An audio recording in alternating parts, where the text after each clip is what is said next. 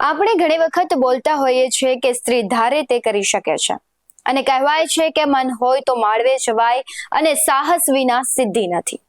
અને આ કહેવતોને ખરા અર્થમાં સાર્થક કરી બતાવી છે કેશોદ તાલુકાની કોમલ મક્કાએ, જેણે પોતાના પતિના અવસાન બાદ તેની જ જગ્યાએ દેશ સેવાની સાથે પોતાના પતિનું સ્વપ્ન પૂરું કરવા એકના એક પુત્રથી અલગ થઈ 11 મહિના ટ્રેનિંગ લીધી. નમસ્કાર, BS9 ટીવી ન્યૂઝમાં આપની સાથે હું ભગવતી વિશાવડિયા. આ છે કેશોદ તાલુકાના અજાબ ગામમાં પોતાના પિયરમાં રહેતી કોમલ મક્કા, જે પોતાના પરિવાર અને ગૃહસ્થી સાથે પેરામિલિટરી ફોર્સમાં ફરજ બજાવી રહ્યા છે. જુનાગઢ જિલ્લાના કેશોદ તાલુકાના અજાબ ગામમાં પોતાના માતા પિતા સાથે રહેતી કોમલબેન મક્કાના લગ્ન કેશોદ તાલુકાના જ કેરાળા ગામે રહેતા મહેશસિંહ મક્કા સાથે થયા હતા. મહેશસિંહ મક્કા પેરામિલિટરી ફોર્સમાં ફરજ બજાવતા હતા, પરંતુ 2 વર્ષ પહેલા જ મહેશસિંહ મક્કાનું ચાલુ ફરજ દરમિયાન નિધન થતા પરિવાર પર આભ ફાટ્યું અને કોમલ મક્કા પોતાના 5 વર્ષના પુત્ર સાથે એકલા થઈ ગયા અને હવે શું કરશે તે માટે તેઓ સતત વિચારતા હતા. તે દરમિયાન પેરામિલિટરી ફોર્સમાંથી મહેશસિંહ મક્કાની જગ્યાએ તેમના જ પરિવારજનોમાંથી કોઈને નોકરી કરવી હોય તો તે માટેનો એક ઓફર લેટર આપવામાં આવ્યો હતો. આ ઓફર લેટર કોમલબેન મક્કા માટે આશીર્વાદ રૂપ સાબિત થયો.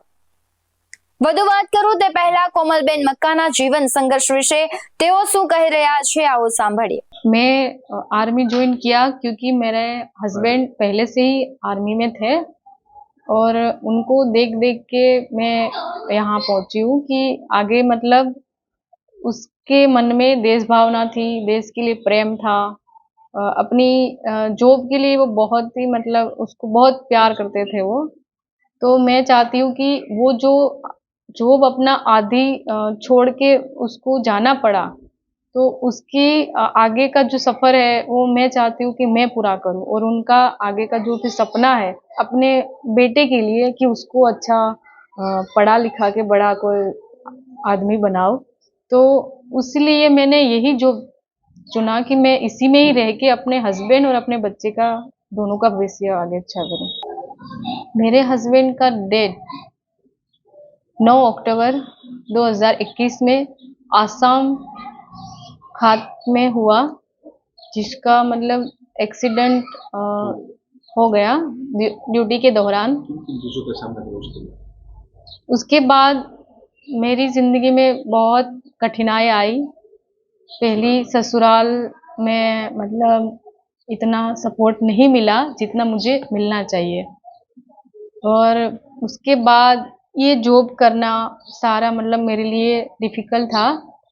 मेन बात की ट्रेनिंग जो मतलब इस जॉब का मेन पार्ट्स है, जो ट्रेनिंग एक ऐसा है कि अगर वो आपने पार कर लिया तो समझो कि सब कर लिया। तो मेरे लिए ट्रेनिंग सबसे बड़ा हार्ड पार्ट था इसमें, और अभी मैं ट्रेनिंग करके आ चुकी हूँ। मेरा 11 महीने का ट्रेनिंग था जो मैंने राजस्थान अलवर में कंप्लीट किया है, और अभी मैं लखनऊ में अपनी पोस्टिंग पे पहुँच गई हूँ और अब फ़िलहाल मैं अपने घर आई हूँ छुट्टी के लिए। आर्मी इसलिए चूज़ किया कि पहले से ही मेरे हस्बैंड थे इसमें, तो उनको मैंने देखा है कि अपने देश के लिए वो बहुत मतलब सोचते थे। उसके लिए देश के लिए प्रेम भावना थी कि देश को मतलब कुछ भी करके अपने देश के लिए कहीं भी अगर काम आ सकते हो तो वो मौका हमें गंवाना नहीं चाहिए। तो मतलब उनको देख के मुझे लगा कि अगर मुझे ये मौका मिल रहा है कि एसएसबी पैरामिलिट्री में अगर मुझे मौका दे रहे हैं, तो मैं इस मौके में फ़ायदा उठा के मैं जाना चाहती हूँ अपने हस्बैंड की जगह पे। क्योंकि वो अपना जॉब आधा छोड़ के मतलब जाना पड़ा उनको, तो उनका आगे का जो भी सफ़र था वो मैं चाहती हूँ कि मैं पूरा करूँ, और अपने 5 साल के बेटे को भी मैं अपना उसका भविष्य अच्छा हो जाए, तो इसीलिए मैंने इसी में ही चुना। दूसरी महिलाओं के लिए मेरा संदेश यही है कि कुछ भी हो जाए, किसी भी परिस्थिति में भी अगर हमारा मतलब हस्बैंड नहीं है तो हमें हारना नहीं चाहिए, बल्कि कुछ ना कुछ करना ही चाहिए जो हम कर सकते हैं। चाहे फिर आप जॉब करो या कोई काम करो, ऐसा नहीं है कि फोर्स में ही जाना ही आपका बड़ा है। आप कुछ भी कर सकते हो, पर मेन बात कि आप अपने पैरों पे खड़े रहो, ना कि किसी के सहारे, और ना अपने आप को दोस्त समझ के कि ये क्या हो गया, कैसे हो गया, ये मत सोचो, बल्कि ये सोचो कि आगे का जीवन आपको कैसे बिताना है, और अपने बच्चे के बारे में सोचो। बाकी दुनिया के बारे में कुछ मत सोचो, जो भी होगा ठीक ही होगा आगे जो भी। જ્યારે કોમલબેન મકાએ પોતાના પતિ મહેશસિંહની જગ્યાએ પેરામિલિટરી ફોર્સમાં જવાનો નિર્ણય લીધો, પરંતુ તેમના જ સાસરિયાઓ દ્વારા તેમને આ પગલું ભરતા અટકાવવામાં આવ્યા હતા. પરંતુ કહેવાય છે કે દ્રઢ અને મક્કમ મનોબળથી તેઓએ પેરામિલિટરી ફોર્સમાં જવાનો નિર્ણય લઈ અને પોતાના 5 વર્ષના દીકરાનું ભવિષ્ય સારું બને તે માટે 11 મહિના સુધી સતત પોતાના એકના એક દીકરાથી અલગ રહીને ટ્રેનિંગ લીધી.